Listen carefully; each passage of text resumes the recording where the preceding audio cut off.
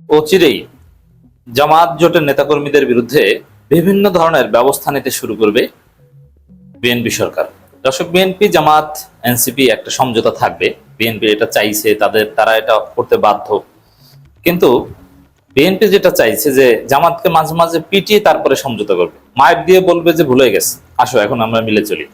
এটা বিএনপির একটা মানহাজ। জামাত শুড রিয়ালাইজ ইট। এখন একবার মায়ের খাওয়ার পর জামাত নেক্সট সমঝোতা রাজি হবে কি হবে না, এটা জামাতকে ভাবতে হবে। স্বাভাবিকভাবেই জনগণের যে দুর্ভোগ, বিদ্যুৎ সংকট, গ্যাস সংকট থেকে শুরু করে নানান দুর্ভোগের বিরুদ্ধে জামাতকে, এনসিপি কে রাজপথে বিক্ষোভ মিছিল করতেই হবে। There is no alternative. এখন রাজপথের বিক্ষোভ মিছিল একটা সার্টেন লেভেল পর্যন্ত বিএনপি অ্যালাউ করবে, কিন্তু একটা পর্যায়ে রাজপথের বিক্ষোভ মিছিলকে বিশৃঙ্খলা, সন্ত্রাসী কর্ম, জনগণের ভোগান্তি এভাবে ফ্রেমিং করবে, অপপ্রচার এভাবে ফ্রেমিং করবে।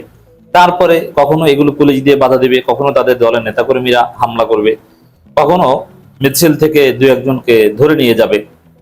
এ ধরনের ব্যবস্থা যে নিবে সেই আলামত স্পষ্ট হয়েছে হবিগঞ্জের সে আলোচিত সমন্বয়ক এবং বৈষম্যবিরোধী ছাত্র আন্দোলনের হবিগঞ্জ জেলা শাখার সদস্য সচিব মাহাদিকে আটকের মধ্য দিয়ে। মাহাদিকে গ্রেপ্তার করার পর কি করা হয়েছে এটা ব্যাপার না, মূল হচ্ছে যে বিনা কারণে, বিনা উস্কানিতে, যেখানে কোনো মারামারির সম্ভাবনা নাই, বিশৃঙ্খলার সম্ভাবনা নাই, কিছু না, শান্তিপূর্ণভাবে একটা বিক্ষোভ মিছিল করার প্রস্তুতি নিচ্ছিল সর্বস্তরের ছাত্র জনতা। সেখান থেকে মাহাদিকে ফিল্মি স্টাইলে তুলে আনা হয়েছে। তো এখন এর মাধ্যমে একটা বার্তা যে সামনে জামাত এনসিপি কেও এরকম তুলে আনা হবে। এখন জামাত এনসিপির নেতাকর্মীদের বিরুদ্ধে ব্যবস্থা নেওয়া, পদক্ষেপ নেওয়া, গ্রেপ্তার করা, সমাবেশ থেকে, মানববন্ধন থেকে, বিক্ষোভ থেকে, লং মার্চ থেকে, বিভিন্ন স্পটে বিএনপির সন্ত্রাসীদের মাধ্যমে হামলা করানো, এই যে ঘটনা ঘটবে সামনে, তার জন্য তো প্রেক্ষাপট দরকার। আপনি যে বিক্ষোভ মিছিলটা করছেন সে বিক্ষোভ মিছিলটার একটা নাম দেওয়া দরকার। আপনি নাম দিচ্ছেন বিদ্যুতের দাবিতে, গ্যাসের দাবিতে অথবা প্রতিবাদে, কিন্তু তারা বলবে নাশকতা, বিশৃঙ্খলা, অপপ্রচার, হটকারী আচরণ, দেশবিরোধী কর্ম, জনগণের ভোগান্তি তৈরি করছে, ইত্যাদি ইত্যাদি। তারপরে আপনার উপর হামলা করবে। তো দর্শক, নাহিদ ইসলাম বিষয়টা বুঝতে পেরেছেন, এনসিপির আহ্বায়ক। তিনি বলছেন গ্যাস বিদ্যুৎ নিশ্চিতের দাবি জানালে সরকার বলছে হটকারীরা। দেখেন, এখন পর্যন্ত জামাত এনসিপি কোনো প্রতিবাদ, প্রতিরোধ কিন্তু কার্যত করছে না। যা করছে ওটা দাবি, সে দাবিকেই বলছে হটকারীরা।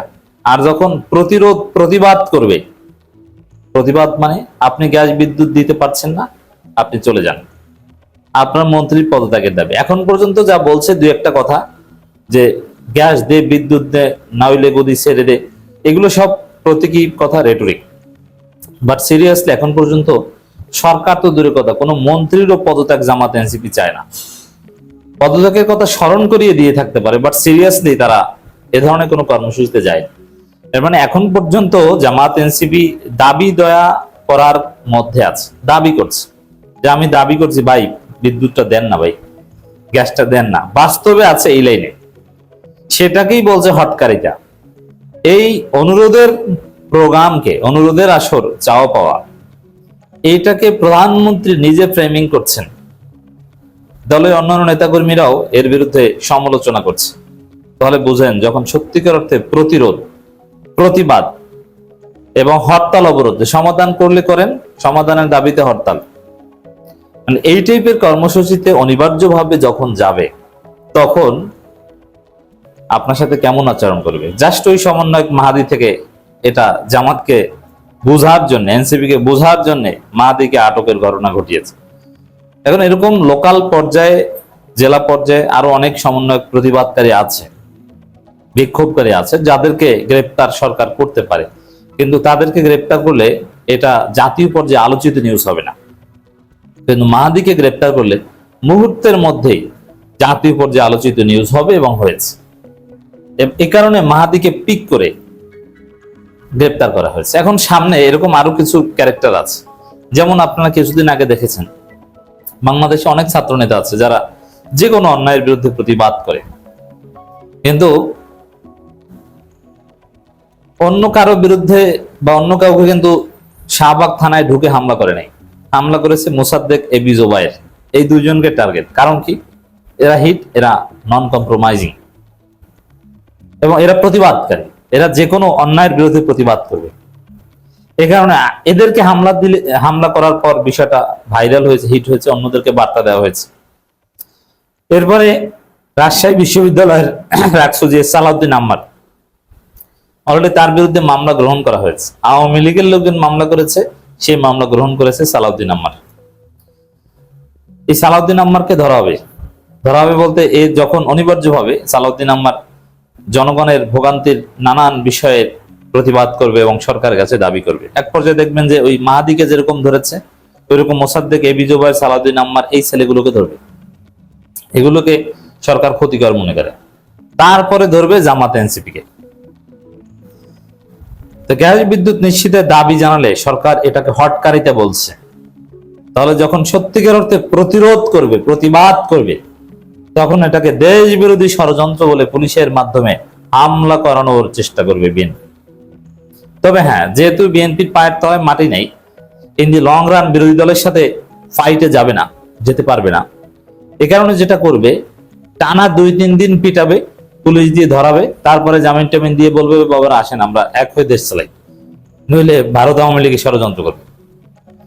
এখন জামাতের জন্মই মনে হয়েছে মার খাওয়ার জন্য। 2 দিন পর পর শুধু মার খায়, তাদের এমপিও মার খায়, ইনস্ট্যান্ট মার দিতে হবে। দেখেন পরবর্তীতে মার দিলে তখন এটার আবার ভিন্ন রিয়াকশন হয়। সাথে সাথে যদি মার দিতে পারেন, তাহলে হিসাব নিকেশ ওখানে শেষ হয়ে যায়। এই জন্য জামাতকে বলবো, রাজনীতিতে মাইরের বদলে মাইরই হচ্ছে একমাত্র সমাধান। রাজনীতিতে মাইরের বদলে মামলা, আইনি পদক্ষেপ, এটা আপনার ব্যর্থতা, দুর্বলতা।